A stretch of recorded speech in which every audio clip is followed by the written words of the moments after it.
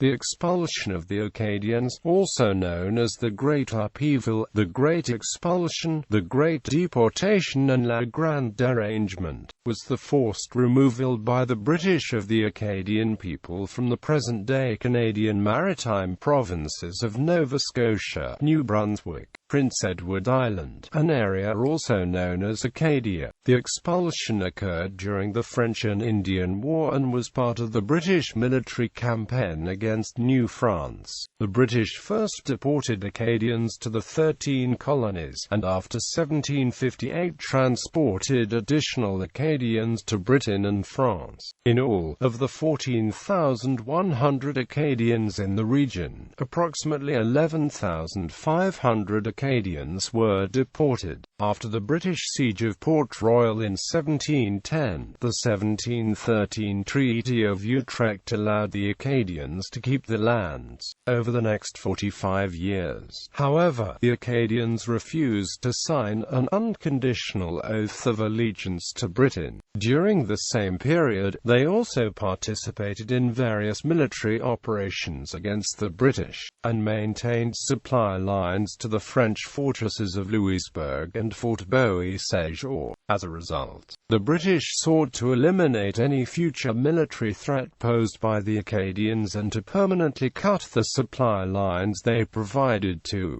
Lewisburg by removing them from the area, without making distinctions between the Acadians who had been neutral and those who had resisted the occupation of Acadia. The British Governor Charles Lawrence and the Nova Scotia Council ordered them to be expelled. In the first wave of the expulsion, Acadians were deported to other British colonies. During the second wave, they were deported to Britain and France, from where they migrated to Louisiana. Acadians fled initially to Francophone colonies such as Canada, the uncolonized northern part of Acadia, Isle Saint-Jean and Isle Royale. During the second wave of the expulsion, these Acadians were either imprisoned or deported. Throughout the expulsion, Acadians and the Wabanaki Confederacy continued a guerrilla war against the British in response to British aggression which had been continuous since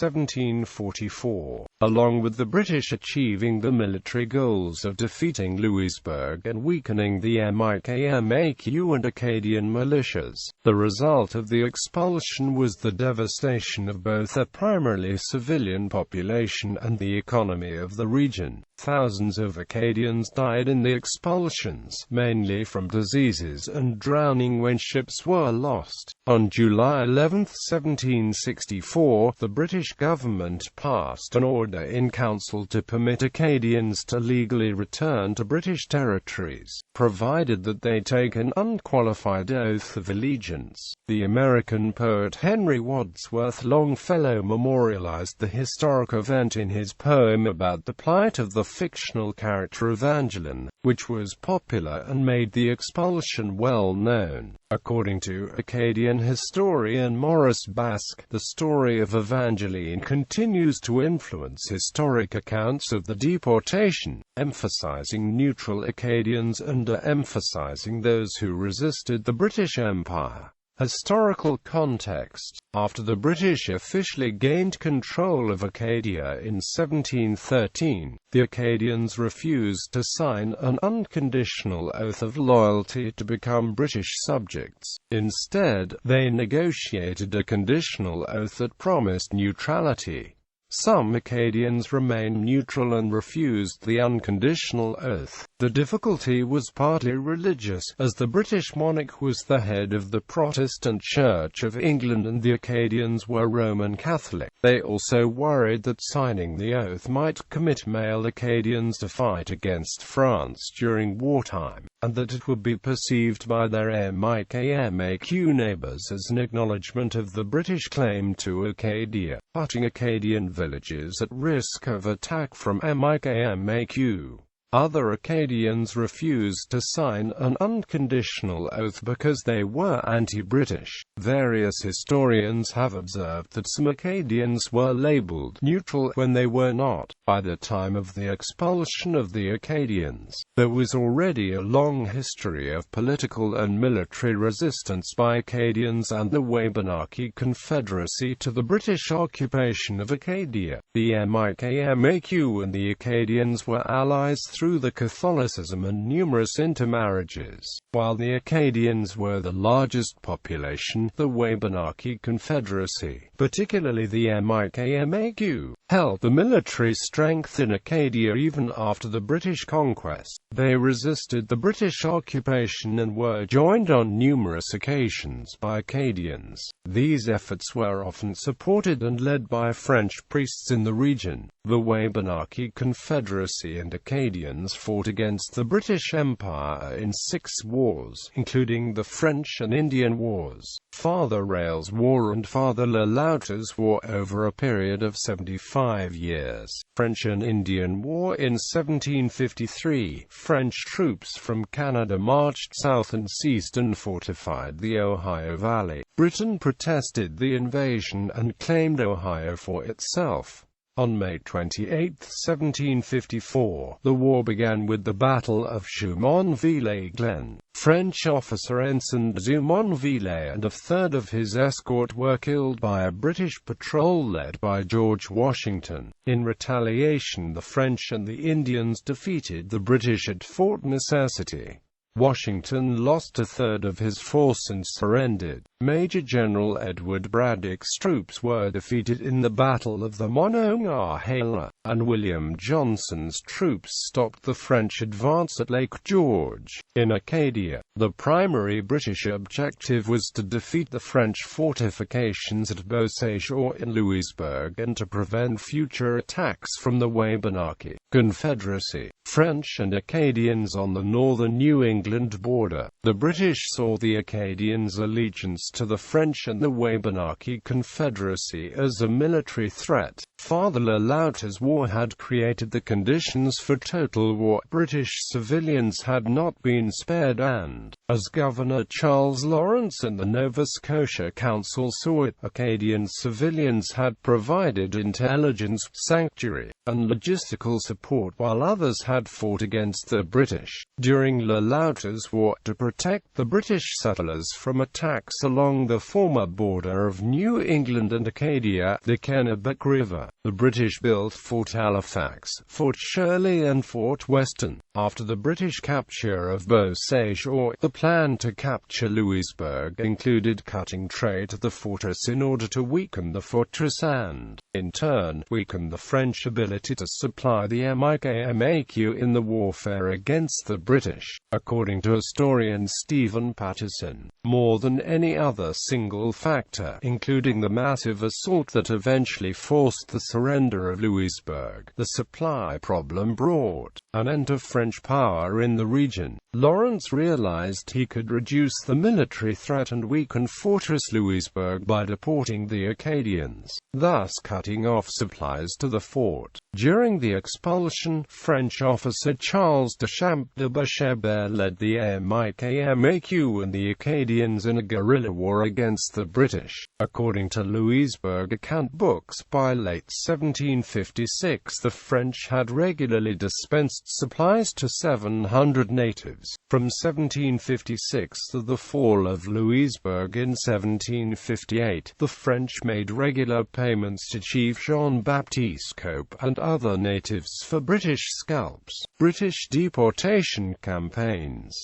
Bay of Fundy. The first wave of the expulsion began on August 10, 1755, with the Bay of Fundy campaign during the French and Indian War. The British ordered the expulsion of the Acadians after the Battle of Beausage.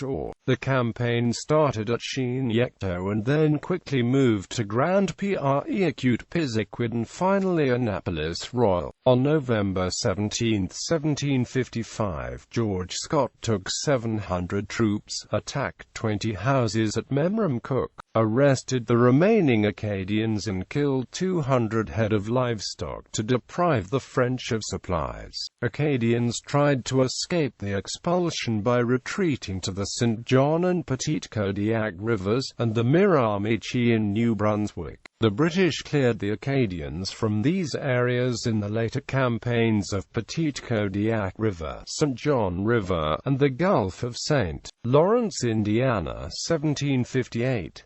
The Acadians and MIKMAQ resisted in the Chien-Yecta region and were victorious in the Battle of Petite Kodiak. In the spring of 1756, a wood-gathering party from Fort Moncton was ambushed and 9 were scalped. In April 1757, the same band of Acadian and MIKMAQ partisans raided Fort Edward and Fort Cumberland near present-day Jolicoeur, New Brunswick, killing and scalping 2 men and taking 2 prisoners. July 20, 1757, MIKMAQ killed 23 and captured 2 of Gorham's Ranges outside Fort Cumberland. In March 1758, 40 Acadians and MIKMAQ attacked a schooner at Fort Cumberland and killed its master and 2 sailors. In the winter of 1759, the MIKMAQ ambushed 5 British soldiers on patrol while they were crossing a bridge near Fort Cumberland. They were ritually scalped and the bodies mutilated, as was common in frontier warfare. During the night of the 4th of April 1759, a force of Acadians and French in canoes captured the transport. At dawn they attacked the ship Moncton and chased it for 5 hours down the Bay of Fundy. Although the Moncton escaped, 1 of its crew was killed and 2 were wounded. In September 1756, a group of 100 Acadians ambushed a party of 13 soldiers who were working outside Fort Edward at Pisiquid. 7 were taken prisoner and 6 escaped back to the fort. In April 1757, a band of Acadian and MIKMAQ partisans raided a warehouse near Fort Edward, killed 13 British soldiers, took what provisions they could carry and set fire to the building.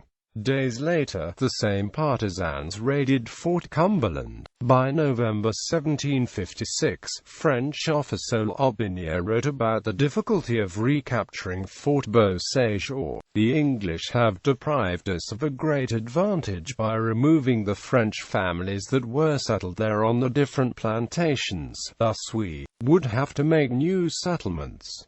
The Acadians and MIKMAQ fought in the Annapolis region. They were victorious in the Battle of Bloody Creek. Acadians being deported from Annapolis Royal on the ship Pembroke rebelled against the British crew, took over the ship and sailed to land. In December 1757, while cutting firewood near Fort Anne, John Weatherspoon was captured by Indians, presumably MIKMAQ, and was carried away to the mouth of the Miramichi River, from where he was sold a trader to the French, taken to Quebec and was held until late in 1759 and the Battle of the Plains of Abraham, when General Wolfe's forces prevailed. Approximately 55 Acadians, who escaped the initial deportation at Annapolis Royal, are reported to have made the way to the Cape Sable region, which included southwestern Nova Scotia, from where they participated in numerous raids on Lunenburg, Nova Scotia. The Acadians and MIKMAQ raided the Lunenburg settlement 9 times over a 3-year period during the war. Bishebit ordered the first raid on Lunenburg. In 1757, a second raid on Lunenburg occurred, in which 6 people from the Brisang family were killed. The following year, March 1758, there was a raid on the Lunenburg Peninsula at the Northwest Range when 5 people from the Oxenroder families were killed. By the end of May 1758, most of those on the Lunenburg Peninsula had abandoned the farms and retreated to the protection of the fortifications around the town of Lunenburg, losing the season for sowing the grain. For those that did not leave the farms, the number of raids intensified. During the summer of 1758, there were 4 raids on the Lunenburg Peninsula. On the 13th of July 1758, one person on the Lafave River at Day Spring was killed and another seriously wounded by a member of the Labrador family. The next raid happened at Mahone Bay, Nova Scotia on the 24th of August 1758, when 8 MIKMAQ attacked the family homes of Lay and Brand. They killed 3 people in the raid, but were unsuccessful in taking the scalps, which was the common practice for payment from the French. 2 days later, 2 soldiers were killed in a raid on the blockhouse at Lafave, Nova Scotia. On the 11th of September, a child was killed in a raid on the Northwest Range. Another raid happened on the 27th of March 1759, in which 3 members of the Oxner family were killed. The last raid happened on the 20th of April 1759 at Lunenburg, when the MIKMAQ killed 4 settlers who were members of the Trippo and Crichton families. Cape Sable campaign involved the British removing Acadians from present-day Shelburne County and Yarmouth County. In April 1756, Major Jedediah Preble and his New England troops, on the return to Boston, raided a settlement near Port Latour and captured 72 men, women and children. In the late summer of 1758, Major Henry Fletcher led the 35th Regiment and a company of Gorham's Rangers to Cape Sable. He cordoned off the Cape and sent his men through it. 100 Acadians and Father Jean-Baptiste de Grey surrendered, while about 130 Acadians and 7 MIKMAQ escaped. The Acadian prisoners were taken to George Island in Halifax Harbour. En route to the St. John River campaign in September 1758, Monckton sent Major Roger Morris of the 35th Regiment, in command of 2 men of war and transport ships with 325 soldiers, to deport more Acadians. On October 28, Monckton's troops sent the women and children to George Island. The men were kept behind and forced to work with troops to destroy their village. On October 31, they were also sent to Halifax. In the spring of 1759, Joseph Gorham and his Rangers arrived to take prisoner the remaining 151 Acadians. They reached George Island with them on June 29. In November 1759, 151 Acadians from Cape Sable who had been prisoners on George's Island since June were deported to Britain. In July 1759 on Cape Sable, Captain Cobb arrived and was fired upon by 100 Acadians and MIKMAQ.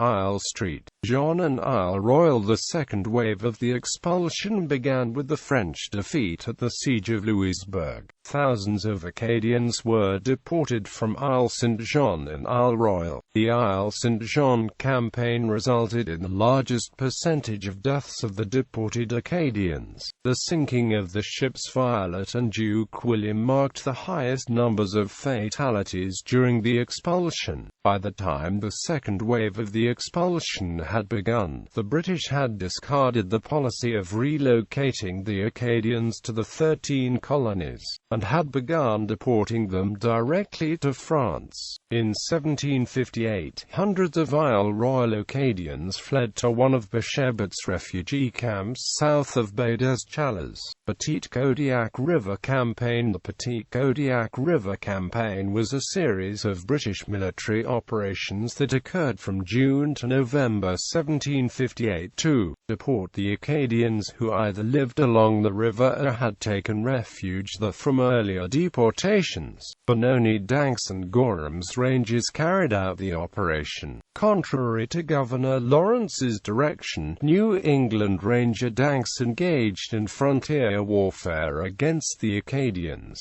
On July 1, 1758, Danks began to pursue rescue the Acadians on the Petite Kodiak. They arrived at present-day Moncton and Danks ranges, ambushed about 30 Acadians, who were led by Joseph Broussard. The Acadians were driven into the river and 3 of them were killed and scalped, and the others were captured.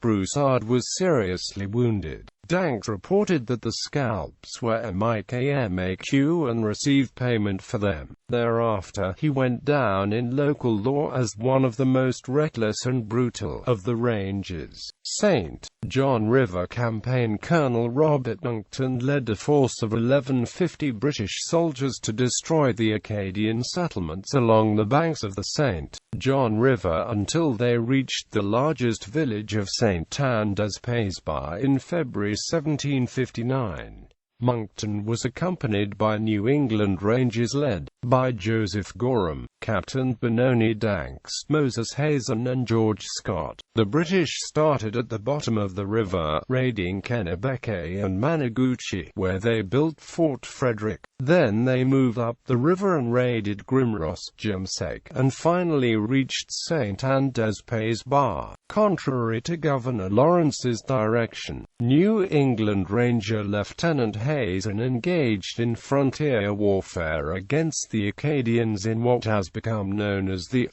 Tans Massacre. On the 18th of February 1759, Hazen and about 15 men arrived at St. Andes-Pays Bar. The Rangers pillaged and burned the village of 147 buildings, 2 mass houses and various barns and stables. The Rangers burned a large storehouse containing a large quantity of hay, wheat, peas, oats and other foodstuffs, killing 212 horses, about 5 head of cattle and a large number of hogs. They also burned the church located just west of Old Government House, Fredericton. The leader of the Acadian militia on the St. John River, Joseph Godin Bellefontaine, refused to swear an oath despite the Rangers torturing and killing members of his family in front of him. The Rangers also took 6 prisoners. Gulf of St. Lawrence Campaign. In the Gulf of St. Lawrence Campaign, also known as the Gaspe Expedition, British forces raided French villages along present-day New Brunswick and the Gaspe Peninsula coast of the Gulf of St. Lawrence. Sir Charles Hardy and Brigadier General James Wolfe commanded the naval and military forces, respectively. After the siege of Lewisburg, Wolfe and Hardy led a force of 1,500 troops in 9 vessels to Gaspe Bay, arriving there on September 5.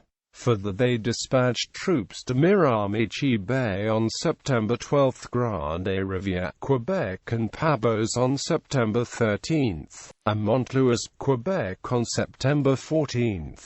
Over the following weeks, Hardy took 4 sloops or schooners, destroyed about 200 fishing vessels, and took about 200 prisoners. Restigouche. The Acadians took refuge along the Baie des Chaleurs and the Restigouche River. Bishop had a refugee camp at Petit Rochelle, which was probably located near present-day Pointe-le-Croix, Quebec. The year after the Battle of Restigouche, in late 1761, Captain Roderick Mackenzie and his force captured over 330 Acadians at Bishop's Camp, Halifax, after the French conquered St. John's, Newfoundland, in June 1762. The success galvanized both the Acadians and the natives, who gathered in large numbers at various points throughout the province and behaved in a confident and, according to the British, insolent fashion. Officials were especially alarmed when natives gathered close to the 2 principal towns in the province, Halifax and Lunenburg, where there were also large groups of Acadians. The government organized an expulsion of 1,300 people and shipped them to Boston. The government of Massachusetts refused the Acadians permission to land and sent them back to Halifax. MIKMAQ and Acadian resistance was evident in the Halifax region. On the 2nd of April 1756, MIKMAQ received payment from the governor of Quebec for 12 British scalps taken at Halifax.